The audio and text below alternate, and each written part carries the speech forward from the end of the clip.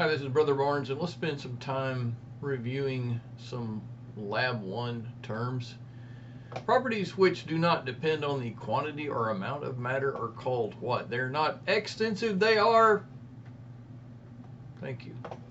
Density is equal to mass divided by volume.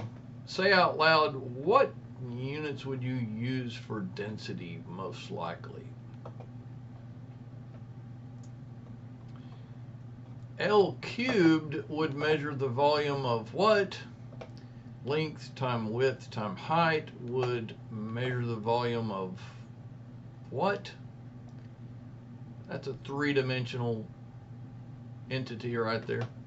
4/3 pi r cubed would measure the volume of this. Pi r squared L would measure this volume. You could probably say pi r squared h for height instead of L right here. That would probably work. And in a two-dimensional situation, if you wanted to measure the circumference of a circle, what formula would one utilize?